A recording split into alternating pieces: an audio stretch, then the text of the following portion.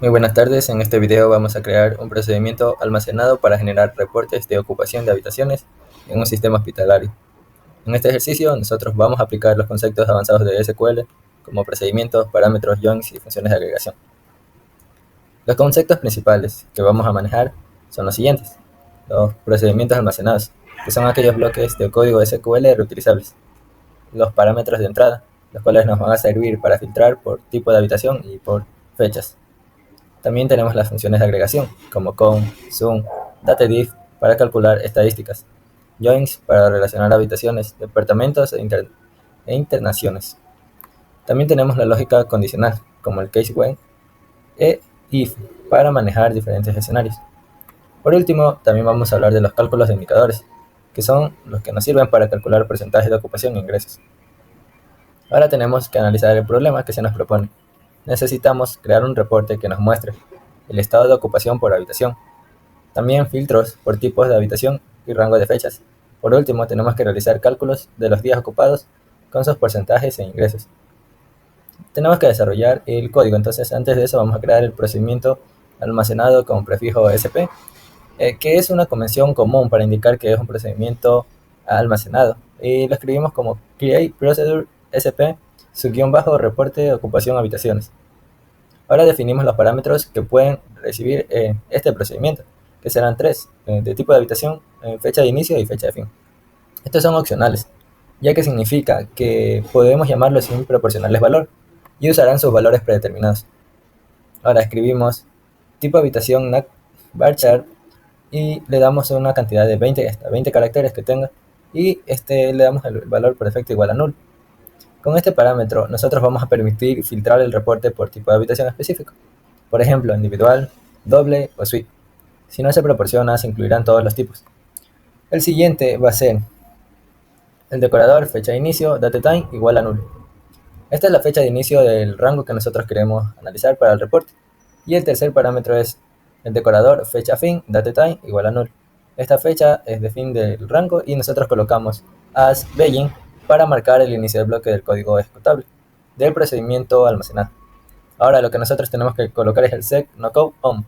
En esta línea va a ser importante colocar esto porque nos va a permitir mejorar el rendimiento, ya que evita que SQL Server envíe mensajes al cliente sobre el número de filas afectadas por las operaciones. Ahora vamos a establecer valores por defecto para las fechas si no se proporcionan cuando se llama el procedimiento.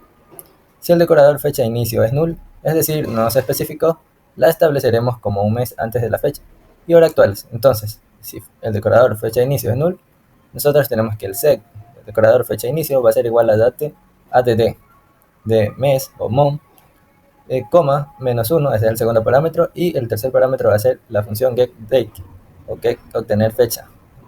De manera similar, si usamos el decorador fecha fin y este es null, la estableceremos como la fecha y horas actuales. Ahora, si el decorador fecha fin es nulo, entonces el sec decorador fecha fin va a ser igual a getDate, obtener la fecha. Ahora haremos la consulta principal que genera nuestro reporte. Vamos a escribir select, seleccionamos el nombre de la habitación, h para el número de habitación, h.número de habitación, y con esto obtenemos el tipo de la habitación. Con h.tipo de habitación, nosotros obtenemos el estado actual de la habitación. Y con h.estado as estado de habitación, nosotros vamos a tener el nombre del departamento al que pertenece la habitación.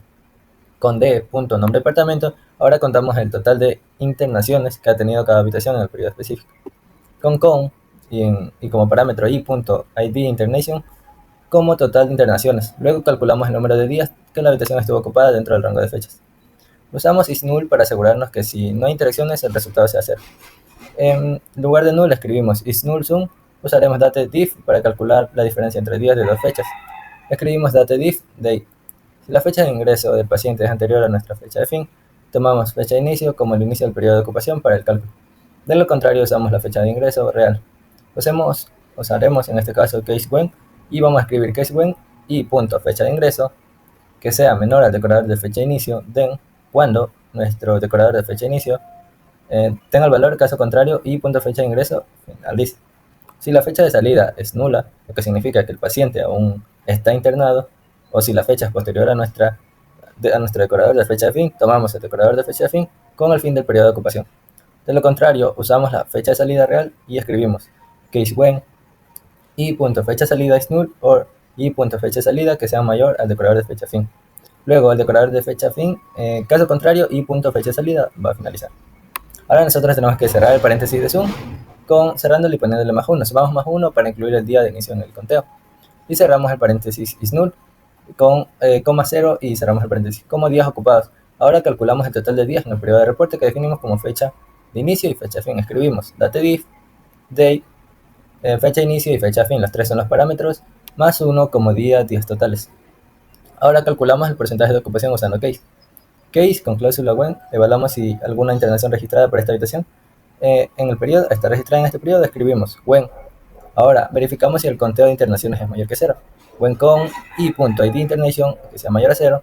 Si hay internaciones, entonces procedemos con el cálculo y escribimos que es suma los días de ocupación de todas las internaciones relevantes para esta habitación.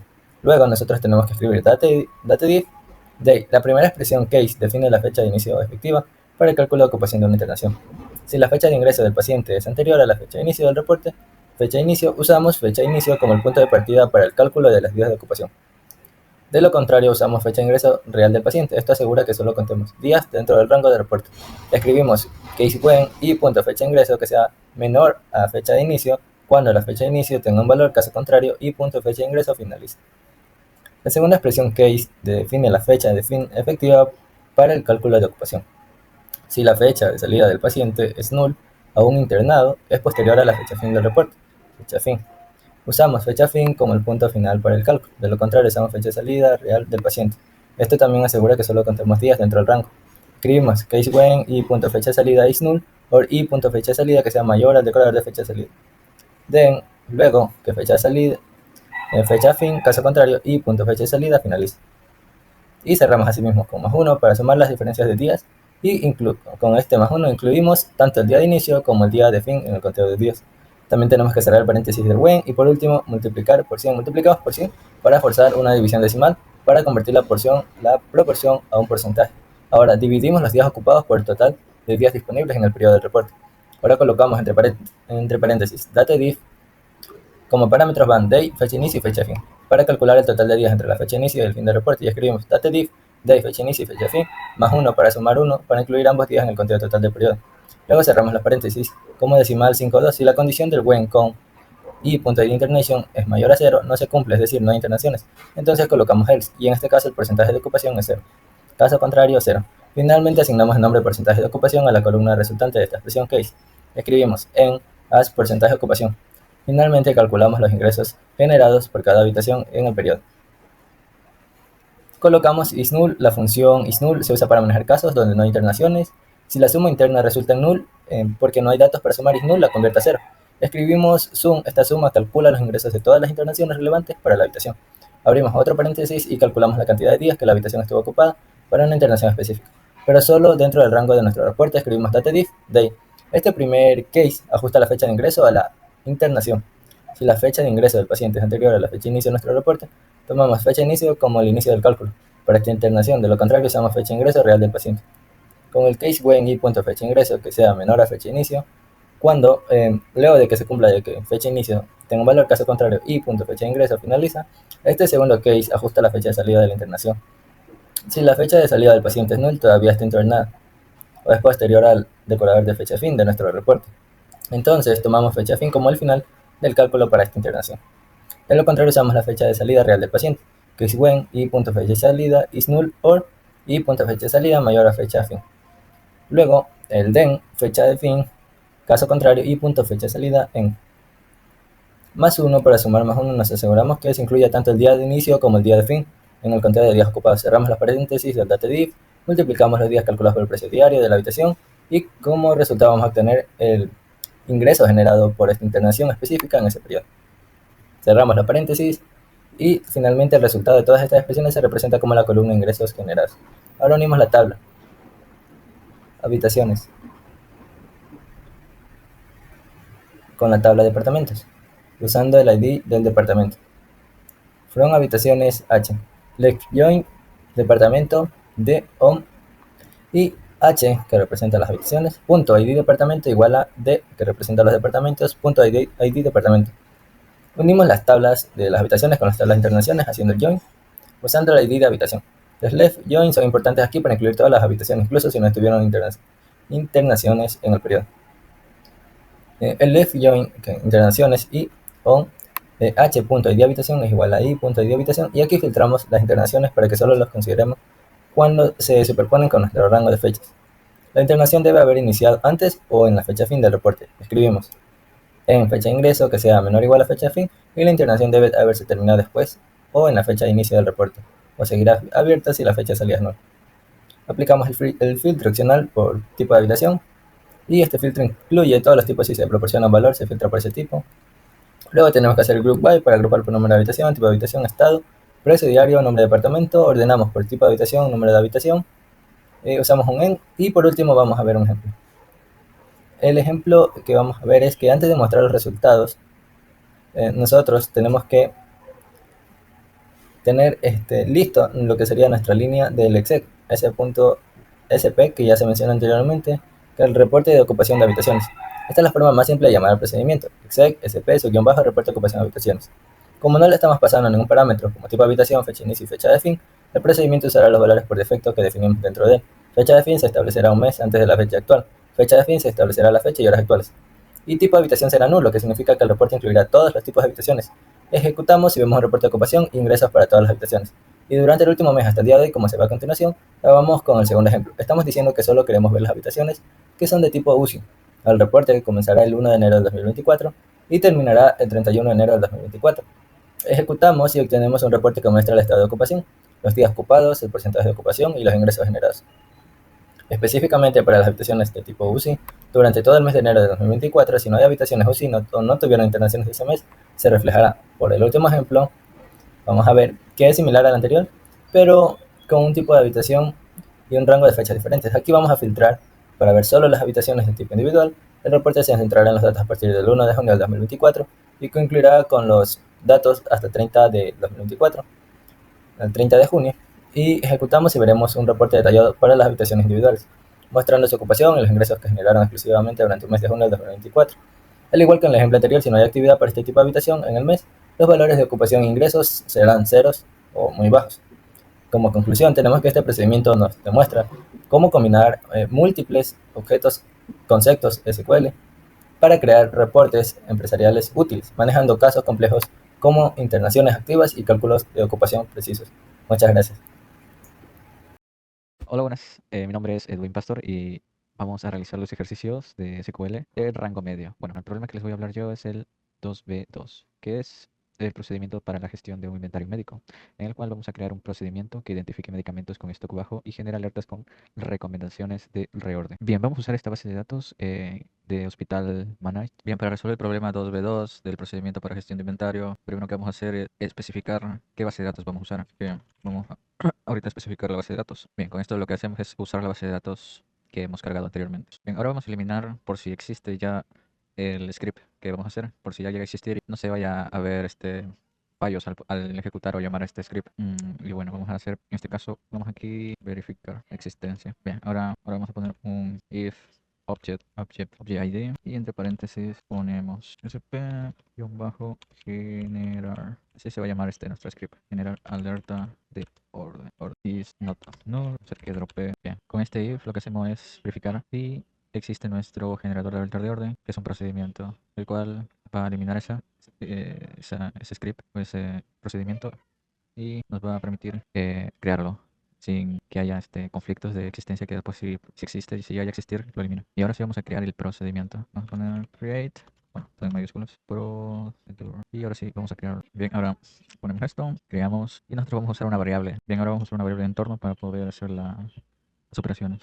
Vamos a usar decimales para poder multiplicar ese número por el stock mínimo y sacar así la cantidad que podemos ordenar aproximado, menos. Es que esto va a ser la variable que le voy a poner. Vamos a ponerle 2.5, ya que al multiplicarlo con hacer la operación, nos va a sacar como un aproximado de cuánto tenemos que reordenar del stock. Y vamos a hacerlo así por defecto.